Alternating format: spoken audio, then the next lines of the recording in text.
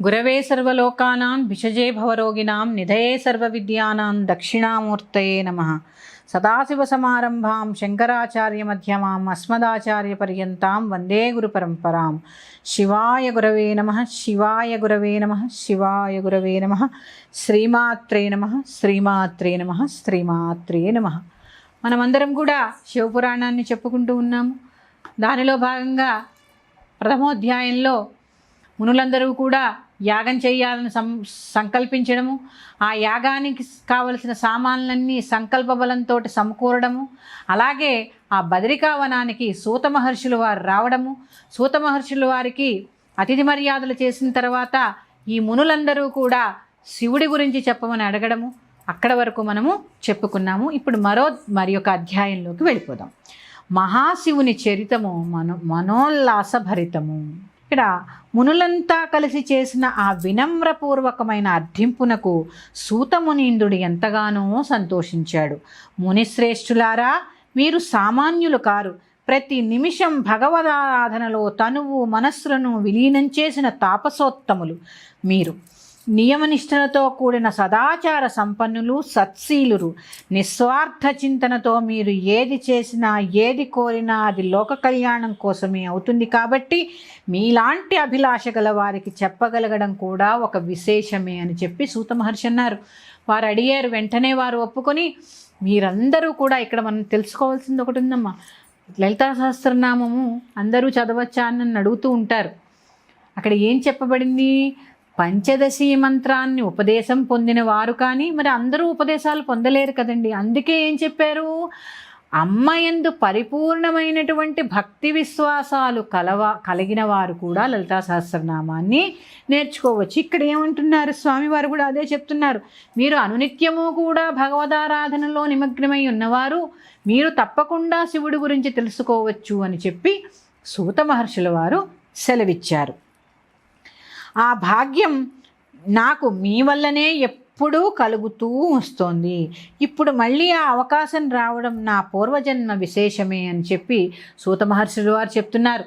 సూత మహర్షి ఇంకా ఏం చెప్పారో చూద్దాం. కాబట్టి నేను కూడా మీకు ఈ శివపురాణాన్ని చెప్పి ధన్యుణ్ణయ్యాను అని చెప్పి ఆ సూత మహర్షి మరింత భక్తిభావంతో ఇంత సౌమ్యంగా నన్ను చెప్పండి అని అర్థించడంలోనే మీరు ఉన్నత చరితిలో అర్థమవుతోంది. అయినా మీరు కోరిన కోరిక సామాన్యమైనది కాదు. ఆది పురుషుడైన ఆ పరమేశ్వరుని గురించి ఎంత చెప్పినా ఇంకా ఎంతో కొంత మిగిలే ఉంటుంది. చెప్పిన తర్వాత అంతా తెలిసినట్టే ఉంటుంది, కానీ ఆలోచిస్తే ఇంకా తెలుసుకోవలసి ఉంటుంది. ఎంతో ఉందన్న విషయం ఆశ్చర్యాన్నే కాదు అభిలాషని మనకి కలగజేస్తుంది. సదాతనుడు, సనూతనుడు, సనాతనుడు అయిన సర్వేశ్వరుని లీలలు చాలా విచిత్రమైనవి. ఆయన చేతలు ఎవరికి అంత తేలిగ్గా అర్థం కావు. ఆయన గురించి తెలుసుకోవడం అంటే ఒక రకంగా సృష్టి గురించి తెలుసుకోవడమే అవుతుంది. ఎందుకంటే ఆయనే సృష్టి ఆయన అని చెప్పి మనకి సూత మహర్షుల వారు చెప్పారనమాట.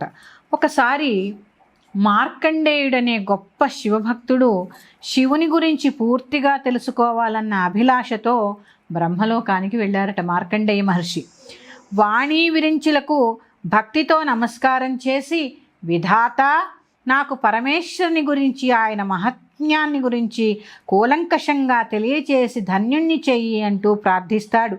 అందుక బ్రహ్మ, నాయనా, శివుడి గురించి తెలుసుకోవాలంటే నాకన్నా బాగా కేశవుడికే తెలుస్తుంది. చూసారా ఇక్కడ ఏం చెప్పు? శివాయ విష్ణురూపాయ, విష్ణురూపాయ శివే, శివోశ్చ హృదయం విష్ణు, విష్ణోశ్చ హృదయం శివ.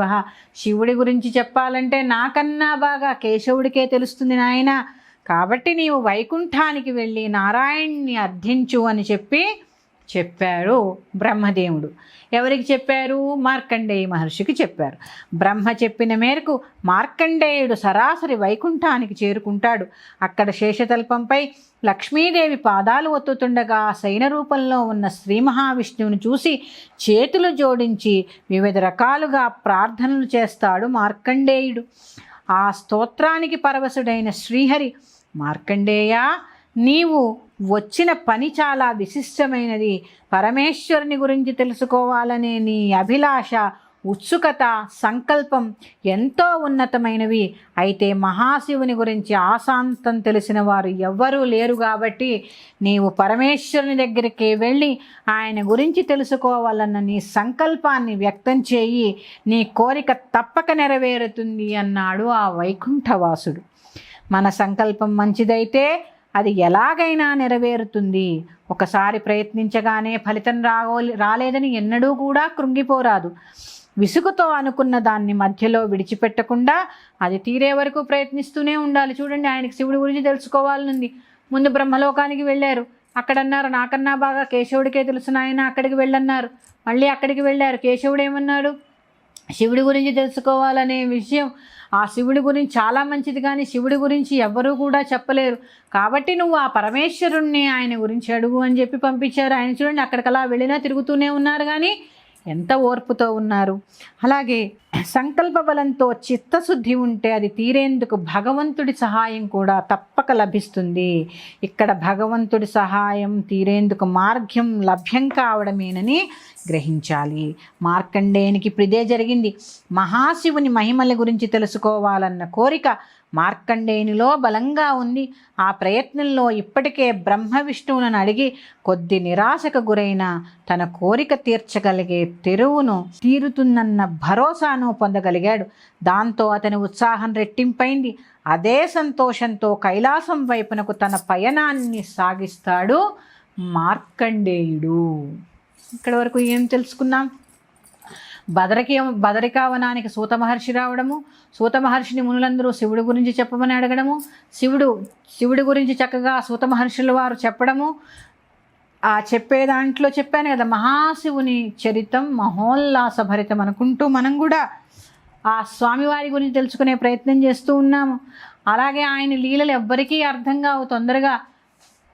ఎలాగా అని చెప్తే మార్కండేయుడు శివుడి గురించి తెలుసుకోవాలని ప్రయత్నం చేస్తూ ముందు బ్రహ్మ దగ్గరికి వెళ్ళారు, తర్వాత విష్ణువు గారి దగ్గరికి వెళ్ళారు, తర్వాత పరమేశ్వరుడి దగ్గరికి ప్రయాణమవుతూ తన సంకల్పాన్ని ఇంకా ఇంకా దృఢం చేసుకుంటూ ముందుకు వెళ్ళసాగాడు. అలాగే మార్కండేయుని మనోరథం పరమశివుని ప్రమోదం అనే అధ్యాయంతో మీ ముందుకొస్తాను. శ్రీమాత్రే నమః. స్వస్తి.